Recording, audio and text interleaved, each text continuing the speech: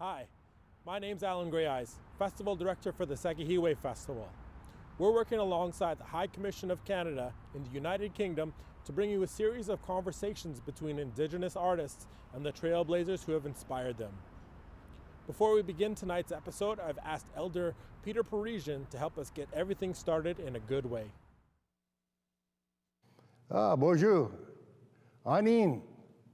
Welcome to Treaty Number 1. My name is Peter Parisian, by way of Peguis. I want to say a little bit about my cousin. My cousin was Eddie Prince. So my relative is William Prince. Their father and grandfather sang all their lives. And Eddie's father knew all the songs in a hymn book, although he didn't know how to read. And Eddie picked up singing and passed it on to his son, William. We're related way back. Chief Peguis is a relative of ours. So I want to sing a little song to bring that spirit of our people to here. Espemeko chewe haya kana we na we haya nuta we na keshemani tu we haya we haya we haya haya ho we haya we haya we haya we haya we haya haya ho. Yes, baby, go chewe haya kana we na we haya nuta we na keshimani tu we haya we haya we haya haya ho. Miigwech. Honor Song is a part of a Government of Canada program designed to renew the relationship with Indigenous people and advance reconciliation. I'm just outside NCI-FM in Treaty 1 territory. NCI is definitely the home of Indigenous music in Manitoba and one of the largest Indigenous radio stations in Canada. It's also the producer of the National Indigenous Music Countdown and a big champion for Indigenous artists across the country. Tonight's episode features a conversation with William Prince in which he'll pay tribute to his late father, Edward. Please sit back and enjoy. Hi, I'd just like to thank and acknowledge Elder Peter Parisian for that wonderful opening.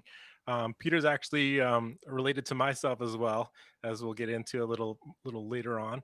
And I'd like to welcome our guest tonight, Mr. William Prince. Hey, everybody. Alan, how are you? Good to see everyone, at least in some regard, and be a part of this together. What a tremendous thing, the honor song. You know, forgive me. I think I'm a touch caught off guard by that introduction. You know, my dad's been passed for 5 years now, and something about hearing somebody that I don't really, I haven't yet to meet and talk about him as like proof of life in a weird way. You know, I've only ever known Ed Prince or Dad. I've never really known Eddie in his younger prime, and so it really speaks to the song Eddie Boy and, you know, the tattoo on his arm. There was once a time where he existed without my sister and I and my mom and my brothers and sisters, and it was just a real surreal moment to feel that for a second, and brought life to my dad just now. So honored to be here. Thank you, Peter. Thank you, Alan. Thank you, Honor Song, and everybody who's tuning in right now. What a joy to be here. I can't wait to unravel all this together. Yeah, this came together, I think, in July or August of this year. It was actually an introduction made by Claire, who is the executive director at Polaris Music Prize. She introduced me to Simon Anderson at the High Commission of Canada in the United Kingdom. And he had this idea of just shining a spotlight on trailblazers in the Indigenous community and educating and showing audiences overseas how incredible Indigenous people have been for a long time. And I have to admit, like, I didn't really know much about your dad's music career. And I want to take this time to actually apologize to you and to your family because I think we were at the Junos. I think it was 2017, and I was a part of the Indigenous category committee.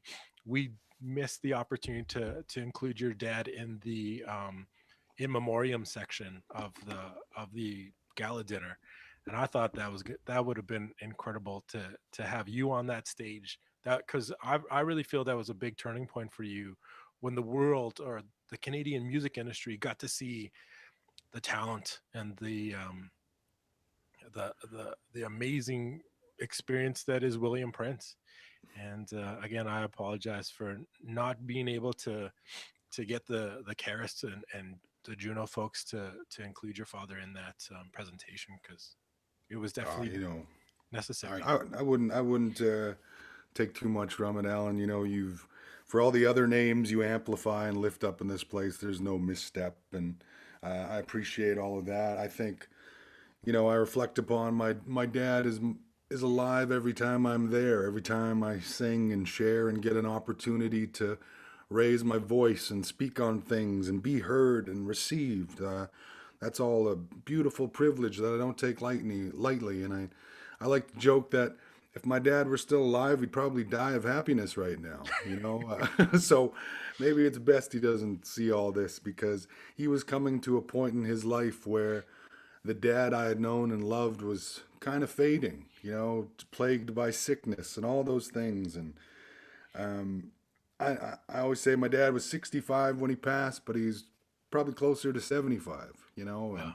all he ever wanted for me was to find comfort and purpose and happiness and whatever I was doing. He saw that. I think because we were so alike, type A personalities and always driven by a project of some sort. And so sharing that with him and being on that stage, it was more than enough. And it was really a huge turning point. It's that night that led to me signing my first deal with Glass Note Records and the reissue of Earthly Days, the album we were there to celebrate, got a whole new life in the States and the UK. And I'm happy to report that the UK is probably my second audience. You know, I've Yeah. spent so much time there building a small following and starting from the Slaughtered Lamb and, you know, London and working my way up to these other places and so many more to go yet. I was just there with Yola, who's incredible, and I'm so thankful that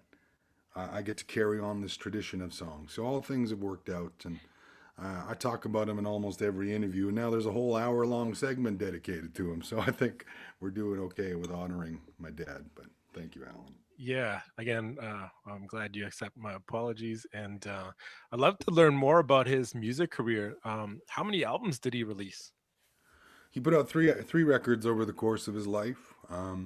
It's really quite remarkable how they came to be. We moved back to Peguis. I was just learning about being an Indigenous person. All of a sudden, I was surrounded by other brown people, you know, and family that I never knew I had. And then the most shocking and cool thing was, wow, there's a church that stands out here with my name on it. You know, the first ever glimpse of my name and any big lettering whatsoever. Maybe it did something in that moment when I was a kid, but there's a lot of pride in that, and knowing that my grandfathers were some of the founding ministers of the reserve, and knowing that his musicality comes from that, being a kid in Sunday school and eventually returning to that foundation when he kind of went back to preaching later in life after working and decided to make an album because we would travel community to community and start sharing this word that was kind of natural with him. You know, my dad was always a speaker, and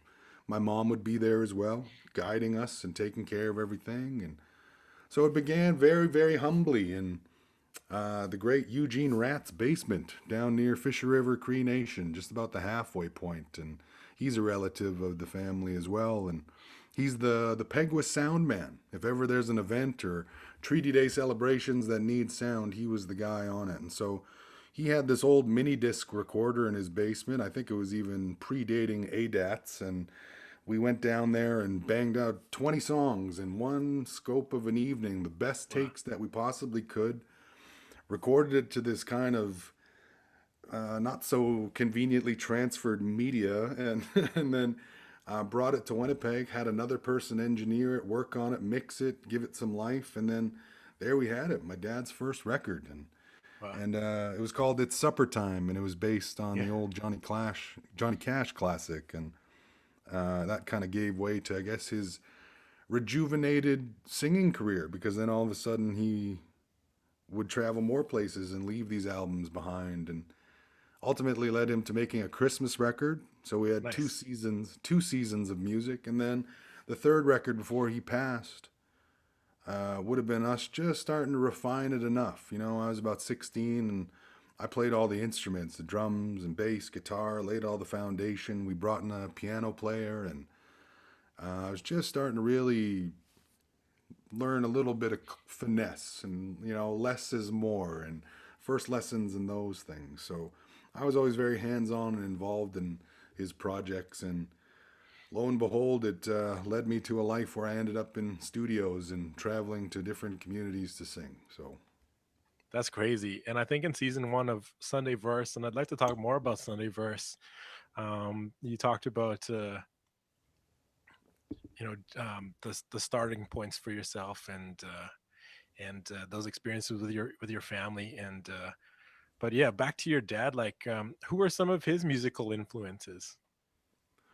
my dad was a keeper of all the old troubadours and baritones. You know, I've spoken at length about Cash and Christofferson and Yeah, Hank Snow, Merle Haggard, and Charlie Pride, Charlie all Pride. the greats. You know, that's a pretty great map to have. And then I think of his love for Emmylou Harris and Linda Ronstadt, and my mom. You know, their musical relationship was very much a big part of the joy in our home. Thankfully, I guess my mom was a music enthusiast and was a music lover by the time their time ended, you know, and she played a big role in all that stuff. Diversity, let's say. We would have Yeah. listened to baritone males my whole life, if not for my mom loving Celine Dion and Anne Murray and Whitney Houston, and the list goes on. And I think of all those great things. And, you know, the music, if it wasn't preaching and singing and stuff, there was a time that my parents were the coolest people on the face of the earth, because they had a DJ company and they would Wow. travel again. And in Manitoba, there's a common practice called the social. Follow Yeah. me here for a sec. It's where people will gather, your family, and they will basically raise money for you to get married. You know, there's an auction. There's your friends come and buy out the bar and support you, and you know you can make, man, people make up to 20 grand at these things, and it pays Yeah. for your wedding, and it's just one of those things. But someone had to play music at those, and that's where my dad would spend countless hours making mixtapes in the basement, putting together popular music like a program director would at any radio station, I've learned. So he always had an ear for feel and rhythm and how people will rise and fall during an evening. Let's do a couple ballads, slow it down, get a drink, all that. So all of that lends itself to crowd control of sorts now. The great stand-up comedians know when a crowd is with them or not. And so I owe so much of, I guess, my empathy for people and all that to watching a pretty great guy do it all the time. Yeah, no doubt. And I've noticed that, or I think we've talked about this before. And when you hear audiences talking, sometimes you start to play a little softer. Um, Mm-hmm. is that what you learned from your dad too? I got to give that one a bit to both, but my dad was always there to have your attention. He was such a good speaker that I think I owe the ability to speak and get people back on board to him.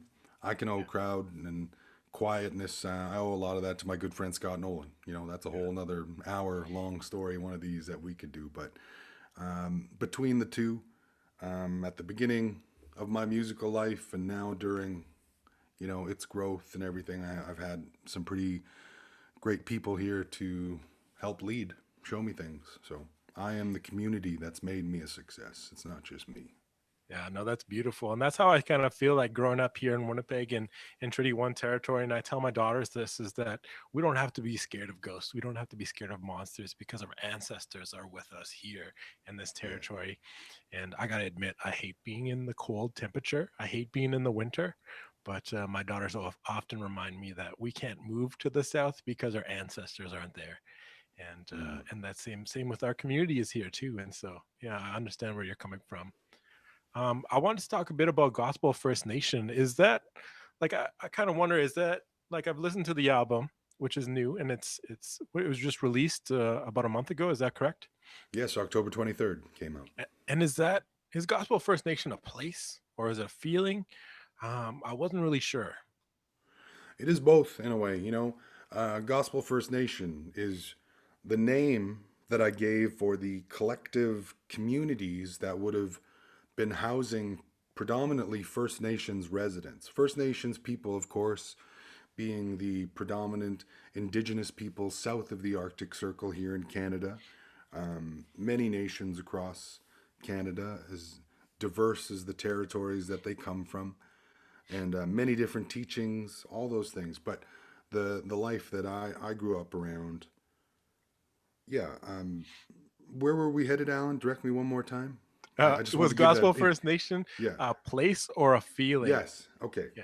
So the place, I just got lost in my own preamble, but Me too. I get lost all the time.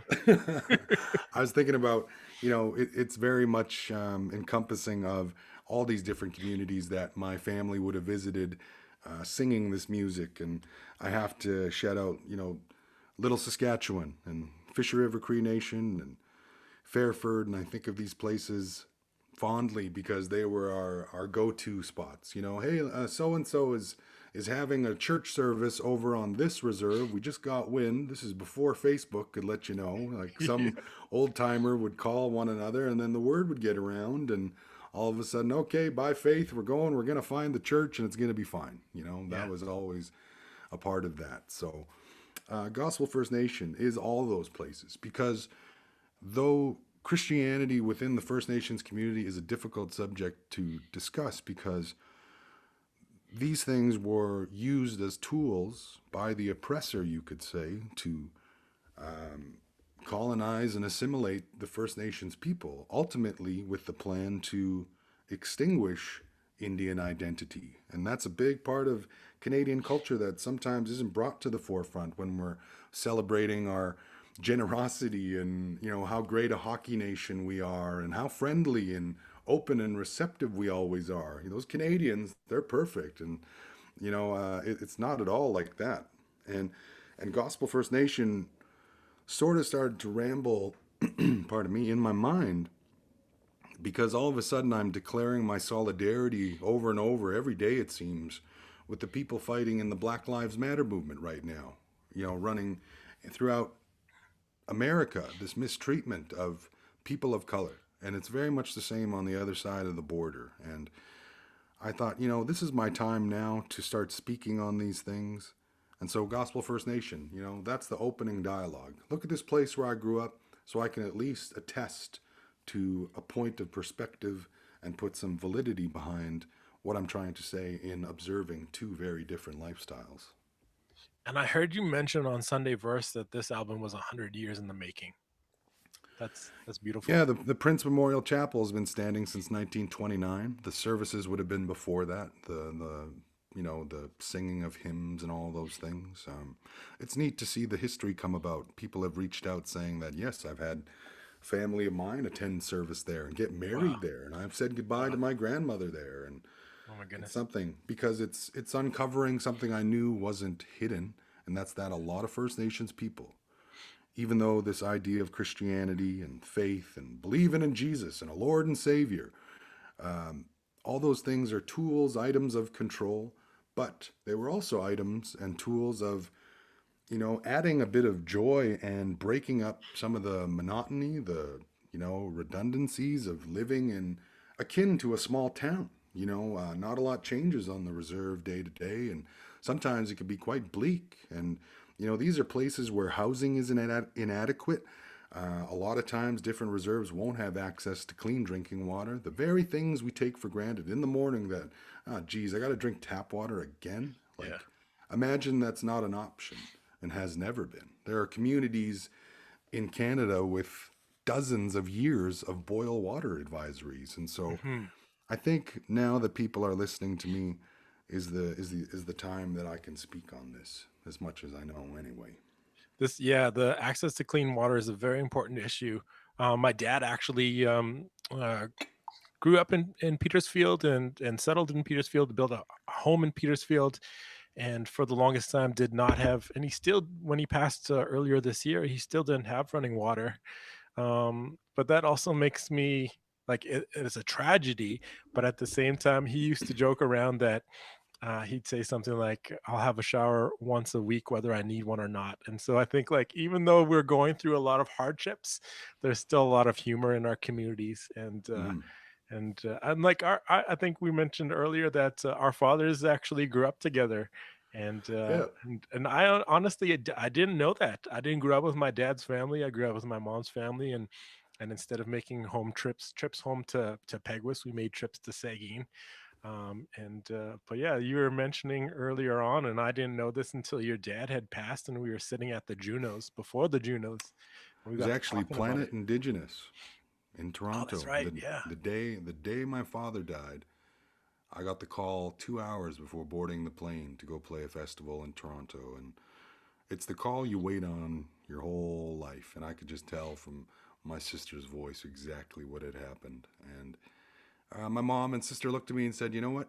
You'd be doing him more service to just go and keep doing what you're doing, because there's nothing you can do here for the next 3 days."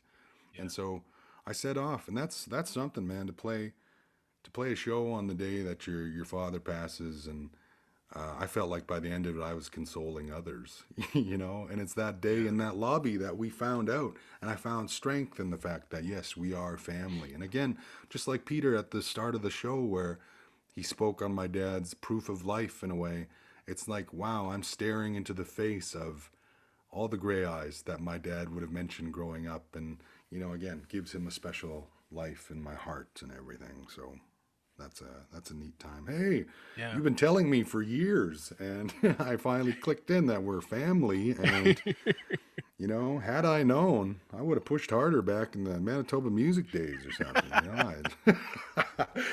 Oh man, No. that was a tough job, and I gotta just speak on that like really quickly, because it was like one person trying to help a whole province, and oftentimes that turned into a whole country.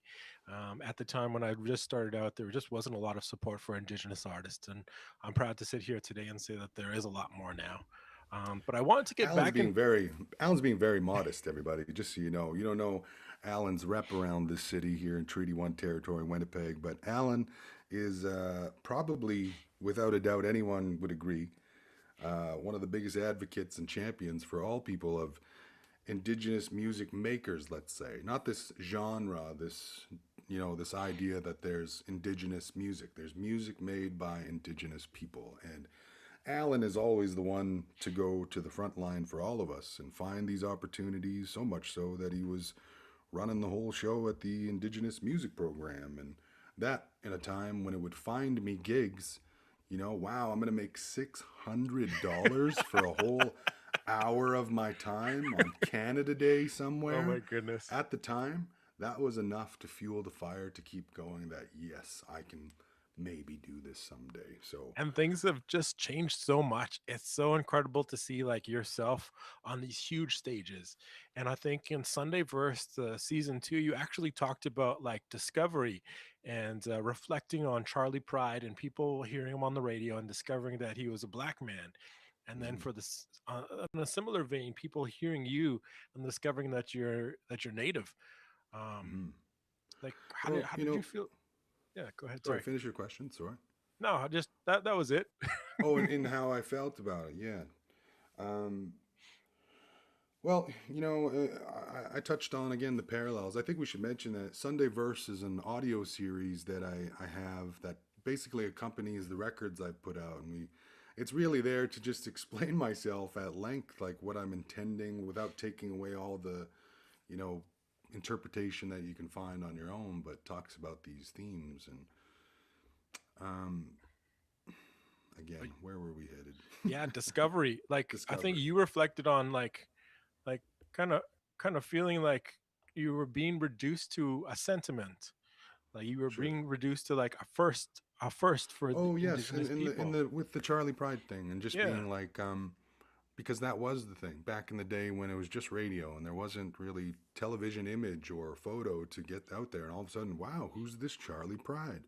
You know, that's the reaction that was kind of happening at the beginning of everything. Who is this person all of a sudden? Who, you know, and what is this song Breathless, and what's happening? And so it kind of grew and grew, and then, you know, the very thing that I worked really hard on my whole career was not to be first defined as an Indigenous artist or a First Nations person. I wanted people to listen to my songs and take them at face value, just that. No special treatment, you know, no different treatment because all of a sudden, you know, it's Indigenous music or something, whatever that can do to scare an audience or make them, you know, or get a little uncomfortable around the unknown, perhaps. And so Yeah. I wanted to lend myself solely to, you know, being a great artist, a great songwriter who could hold his own against, not against, but with a lot of the great writers of our time. I'm working on my greatest songs still, and I think of Willie Nelson, and you know, I always go back to Christopherson. To me, it's hard to find a better pen out there sometimes, and just the way he spoke and expressed himself is very much how I feel sometimes. And then as I grew and learned more music, oh yes, listen to Leonard Cohen and listen to the greats like Willie Dunn and Willie Mitchell and Thrasher and all those guys and Eric Landry. And I was just given the honor of curating this beautiful playlist for Spotify. So please check out the Indigenous playlist if you want to hear more names of what I'm talking about. But there's But I think like lots to be held. yeah, like discovery, and I say this in a lot of meetings and a lot of panels that I'm on, is that discovery is one of our main tools in the Indigenous community. Like you don't have to go out into the world and tell people you're Indigenous, because when they discover that, I think that just blows their mind. It Mm, challenges all the stereotypes that they've learned about in the history books, in the media, when they see us reduced to mascots or caricatures in professional sports. You just being Indigenous and not saying it yeah. is powerful. And that's the thing. If you want to investigate after, I'm all for it. And like the small discussions that I've been able to have, you know, at the merch table. Oh, I got a relative, or oh, I stayed on this reserve one time, or it allows this. You know, Buffy says it best. We reach more people when we're gentle, and we invite them to speak with us. And you know, there's no hostility. There's no bait and switch. It's like, hey, everyone, here I am to sing some songs, and then we can talk about it after. I felt that reaction, like, wow, this is really great for an Indigenous guy, you know? And that's the very thing I was trying to avoid, was all of that, so that it's not given a fair shake from the start, because you know, there's a lot of stigma. We talk about those things and existing. I was speaking with Alicia before about how surviving is our greatest tool in battling the ongoing effects of colonization. That's just not just surviving, I should say, living longer, living well, and that's being healthy, treating the diabetes and heart disease that runs rampant in the Indigenous community. That's something I've really taken into account over 2020, is just focusing on my health, so that if I do make it to my Bruce Coburn, Leonard Cohen, Neil Young 30, 40, 50 albums years, I'm still of sound body and mind to perform these things for a long time to come. And so that's how we can do our best work, is being an example, being a foot forward for others, and so that hopefully it can reach even one. You know, that's the whole point, because I can guarantee there are a lot of talented, up and coming First Nations musicians living in communities you may have never heard of, that don't have the best internet and don't have stores to buy the best equipment, but they're working on something. And I want to somehow make more of that present in the world, and it starts with making a playlist. So that's Yeah. one thing, and talking about my own background and saying, yes, when one of us succeeds, we all kind of take a step forward together, and that's what I like doing. I like contributing that way. Yeah, definitely. I definitely feel like, you're like creating new opportunities for other artists. Like I see that playlist, and I also look on social media to see how grateful the other artists are at being acknowledged and included in that playlist. And it's a wonderful playlist, a lot of great songs, and I encourage people like yourself to go and listen to it on Spotify. I think, have you also curated one for Amazon Music as well? Yes, just due to COVID, it's been pushed a little bit, but it's coming. Those things are Yeah. all coming in the new year. And these things were unimaginable back in the early 2000s, and I'm sure like your father's generation, like these opportunities just didn't happen. But I also wanted to ask about, like, so your father had 3 albums. Did you see an arc in his career? Did you see like themes arising throughout his music and his performance? And has that influenced how you're going about the release of your own music? My dad, I like to say he taught me how to make records, and he also taught me how not to make records. I think that's the thing I gained a lot from. Um, Truthfully, now that I look back at it, there was a bit of advantage being taken of my dad. He was given a contract that wasn't really in any way beneficial to him. Wow. People at a studio discovered, wow, look at this baritone singer that we're going to shape into the next voice. Can you believe? I can vividly remember being 16, stars in my eyes, sitting in this studio office when the guy, I'll save names just because we're past that now, Yeah. but said, one of these years, by this time next year, all these big promises. Ed Prince is going to be as well known as Britney Spears. Wow. And my family, of course, just sees that, feels that, and that's this boost.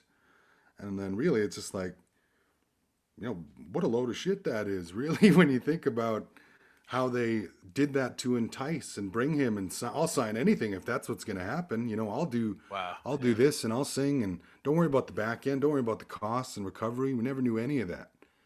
And it taught me how to be protective of my art, because I don't remember my dad receiving any money for any of those records to this day.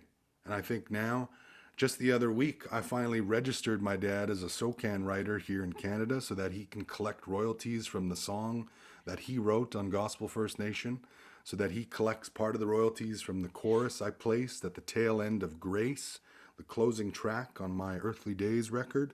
Wow. And whatever it amounts to, it goes to my mom, and it Yeah. pays tribute to his work. Because he sat in our old porch in that rundown old house, and he searched his mind until he could find a song worthy of recording on his 3rd album, alongside the songs that his then 15, 16-year-old son was writing that were, what are these things? Is this a divine gift of some sort? And I was just kind of in tune with vocabulary, and I dug harder for music. I wanted it. Had he the same kind of guidance, had he his own, to show him where this could go, the potential. I bet by album 5, my dad would have been all over the place.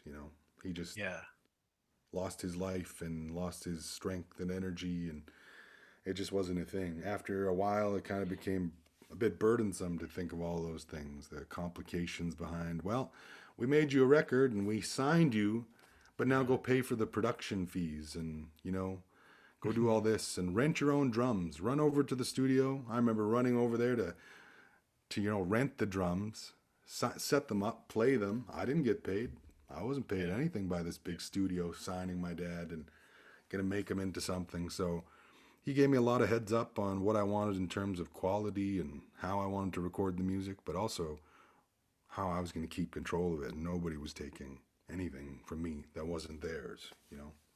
And do you feel like you got a start in music earlier than he did? Or did he start like in his teens and in early years, playing and writing his own songs? He was always singing in church. He'd talk about being a kid, and he would travel around with his grandfather, and I was always like, look at the singing 8-year-old kind of thing, and, the little preacher man kind of thing, and very much like the reaction I would get. You know, I was 14 when I was first traveling to these places, and they're like, wow, there's a 14-year-old on the stage in this church when all we've ever seen is older folks. And, you know, and then those people would do a huge service in lifting me up and come pat me on the back and say, it's wonderful to see you with your dad. It's wonderful to see you with your mom and this whole family here. Look at this. They would, you know, address the whole congregation, say, Lord, thank you for this family traveling all this way. This 14-year-old guitar picker could be out there drinking and doing all these things, and they would lift me up. And that was enough for me to just, wow, I'm doing a good thing here. And it felt good, and made my dad proud, made my family proud, and, you know, kept me out of trouble, truthfully. I could have easily been doing those things. I often feel like the main effect of colonization is the destruction of our families. But for you, and it really feels like the church and gospel music strengthened your family, made you all stronger. And so I think, like, for me at least, it feels like that's not a bad thing at all. That isn't, like, that's given us you. That's given us this voice and this perspective that's opening doors and challenging stereotypes. And so I think, like, there's, like, again, like, the history is not perfect, but I think generalization is the root of all hate, I guess. Mhm. And we can't generalize the church any more than we can ask Canadians to generalize Indigenous people. And so, like, Yes. we're all individuals. The church definitely has some good people, a lot of good people, and definitely some bad people. And Like so, anything, like any yeah, like, sports team, like any business, like any, you know, it's just, yeah, those generalizations, the fallacy behind those things, and just like, I'm trying to share a bit of that it's rooted in nostalgia, but I can attest just to my own experience that it did bring a lot of good, because it was a communal thing. And yes, I know the way it can be received is like, how could you praise the oppressor and sing these songs and do all that? You know what this cost us, you know what this cost your family, and different things like that. And at least it allows us to speak on it. And I'm glad I have, you know, Sunday Verse. And I think the people that are with me right now that are seeing how I'm progressing as an artist, they're just here in support. That's a great thing. I feel I've earned every supporter one by one. And I feel now more than ever that they're going to follow and be on this journey with me, and that this album is but a chapter in a very long story. You know, this isn't it. He hasn't gone Christian now. This isn't, you know, the switch. This is adding to a cloth of culture that all the greats have done, all the great gospel records of the past. And I thought it was just a nice way to end the year in reflecting on this thing that made me feel most at home when I can't be. The reserve is literally on lockdown, and we're not allowed to visit right now. And do you even think the blockades would turn you away? I don't want to have to make them make that choice. I want to stay home and, you know, do my best so that we can get back out there for real, you know. And Yeah. thankfully there's Zoom, and we can see each other and meet at a halfway point and stand 10 feet apart on the road and air hug and wish I could see you, but you got to get back now because curfew's calling, kind of thing. And Yeah, but it's not the worst injustice we've faced, so we're gonna make it through this. It's gonna be fine. definitely. I wanted to ask also about growing up in Peguis, because I think, like, Gospel First Nation, the music video is beautiful, and it makes Peguis look beautiful. What is it like in Peguis? Like, I always think of this. I always worry about the floods there in the spring. I always worry about, like, I don't see a lot of farmland on the reserve, and it just Yeah. seems like there's not as much opportunities. But the music video makes it look beautiful. You know, and that's the thing I wanted to do with it. I can tell you that drive that's documented on there, by this brilliant crew, that we followed all the proper COVID measures, and not 4 days after we wrapped shooting, they announced the reserve lockdown. Wow. And it's like, I created a piece with these people that kind of allows me an inside look into that place at any time. You know, thinking ahead to the future when I'm, you know, maybe having a sad night in Ireland. Believe it or not, it can happen. You can be in the most glorious new place with people waiting for you, and you could miss home. And it's kind of nice to know that I can click a button and see this drive that I've taken so many times, listening to all the music I've ever loved in my little Dodge Neon, and, you know, cruising up and down that highway time and time again, and just passing the time, just being happy to be out there and have wheels, and I could drive. If I were smarter, I could have probably, you know, had a girlfriend, but I was more focused on music and my studies. You had all the tools. You had a job, you had money and a car, and like, just gives you a testament to what a big dork I was. And I just loved, you know, getting so focused on these things, because I knew that, number one, university education was going to take me from this place and allow me to kind of carve out my own path forward. And it would at least bring about an opportunity to maybe do more music in the city. And then all of a sudden that quickly flipped, where it was like, all I can think about is songwriting, and it eventually led to this place that we're at today. Yeah. And it's very much rooted in my dad learning those Sunday school songs, teaching me those old John Fogerty licks and the Eagles and Johnny Cash, and playing guitars around the house, just by osmosis. You know, if he were a rugby player, I'd probably be a rugby player right now too. So I owe a touch of that, just to give you a little insight into our friendship and our relationship. We were very close, and just like my mom. And, you know, again, a little too similar for our own good at sometimes. He could be a wicked man at one sometimes, and you know, that's something you learn in the after existence, the human behind the hero. Yeah. That's been an interesting discussion to have with my mom now. My dad was very human and dealt with a lot of real worries as a man trying to take care of his family. And, you know, this is one of many adventures to make sure that we never went without, or didn't go without for very long. And I think you touched a bit on that in season 1 of Sunday Verse. The idea of reliever, and the idea of like your mother taking over when your dad couldn't pull everything together. They were a team, you know. They say behind every great man is a great woman. Well, they were side by side for the most part. You know, she was there lending herself to him and being at his aid. And when he would panic, you know, seldom would he panic out loud about things, but my mom was always there to kind of reel him in. And she was very much who to thank for the peace in the house when things could get rattled. You know, she'd make sure it was okay for the children. And I owe a lot of my stability, my safety, my very presence and comfort today to my mom's effect in our life. So we're here to honor Ed Prince, but he had a really great wife. He had a really great wife named Anna Marie, and she's Definitely. Still my mom today. Oh, that's beautiful. I also wanted to talk about, like, it seems like we're here for a reason.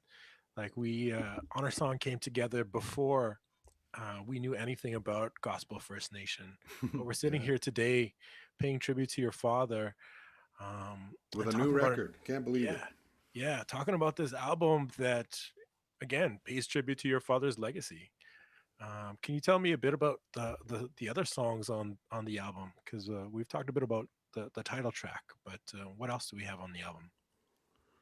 Yeah, well, in bringing the record, I wanted to highlight some just some old favorites. You know, there's a take on Just a Closer Walk with Thee, an old traditional standard of the church that a lot of people might be familiar with. There's a song, Send the Light, that I really love. It's one of my first dives into more upbeat tempos, and it really dials into that old Luther Perkins, Johnny Cash pickin'. It's one of my favorite kind of throwback feels. I just, you know, I love how the sound came together. I owe so much to the band, you know, who worked so hard and put this together for me and helped me with it. And I think of those songs.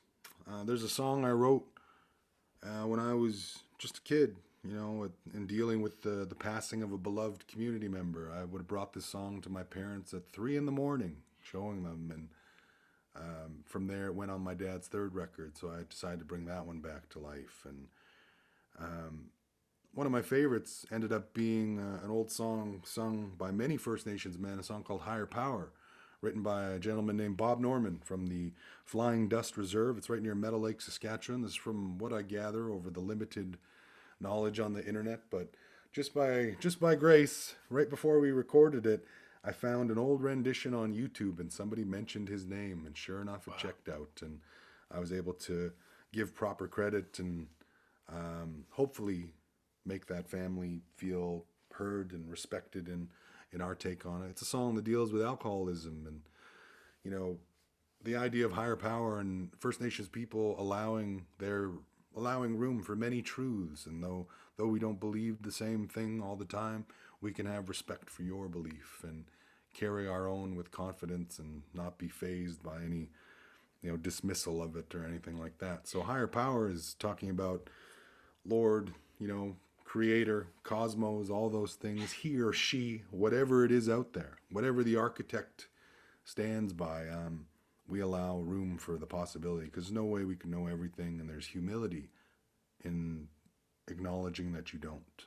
And so higher power, written by Bob Norman, about Jesus, free me from my alcoholism, but who brought the alcohol over? You know, and it's just kind of a neat story to watch play on itself. And the fact that I believe Bob, if I can speak to it, was just saying thank you to the great presence. Thank you for giving me a better life. And so I wanted to capture that song because that was one of my dad's absolute favorites. He would sing that one just as much as he would sing All His Children by Charlie Pride. You know, it's a daunting thing to try and lay down your own version of a voice like Charlie Pride. You know, I think you're setting yourself up for failure. And so I just approached it with humility again and said, I want to capture this beautiful song. So there's something for everybody on here, I think. Gospel First Nation is for the people, all people. Could you play one of the songs for us? Yeah. Pull out my jazz flute here. Well, since you asked, I'll play this one. This is a song my dad wrote. It's one of the closing tracks on the record, called This One I Know. A song he wrote about that if we lived a life that was worthy of entry into the kingdom of heaven, paradise, the afterlife, that maybe there would be this book, and, you know, whoever was there to check off the list as you're standing in this hotel lobby of heaven, you can advance to the next place when they look in the great life book and say, yes, I recognize Ed, I recognize Alan and William, and so the joy and glory of one day the Lord would turn to you and say, this one I know you.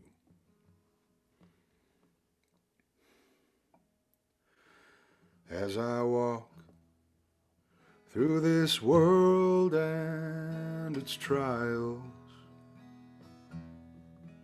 I was weak from the sin and distress.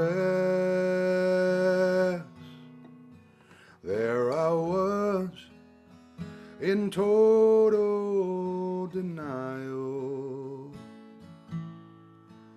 as I searched for that heaven of rest. Then I looked up and saw Jesus reaching down with the nails in his hands.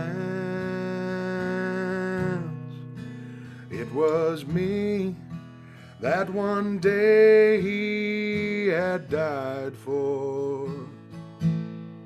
He gave his life so that I would go free. I thank God for his grace and his mercy, who would save an old sinner like me. You can have this old world and its treasures, the bright lights and the fast-moving cars. I am now on that highway to heaven, with a song as I rise through the stars. Then I looked up and saw Jesus reaching down with the nails in his hands.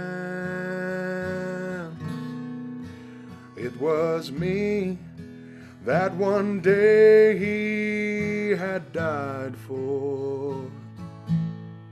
He gave his life so that I would go free. I thank God for his grace and his mercy, who would save an old sinner like me. We used to do this all the time.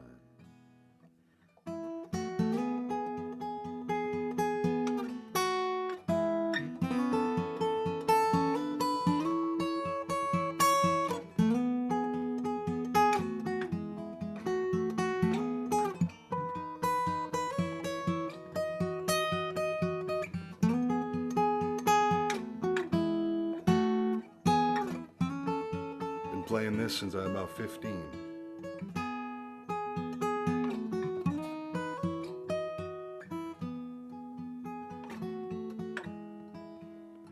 By the river of life I've been granted,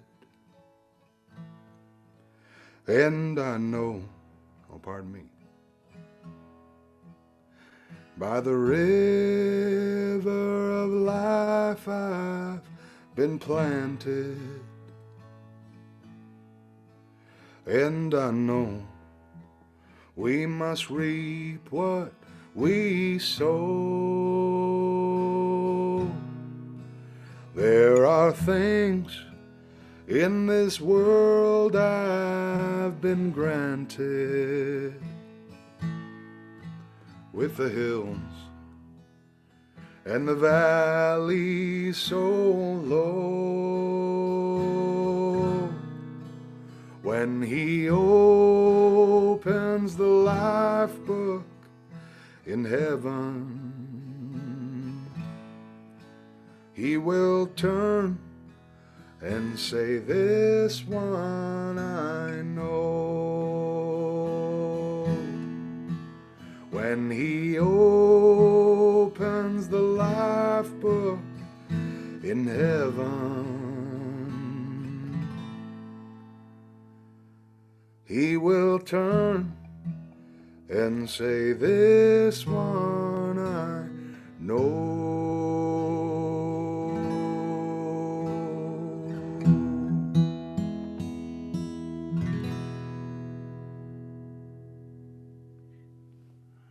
This One I Know by Ed Prince.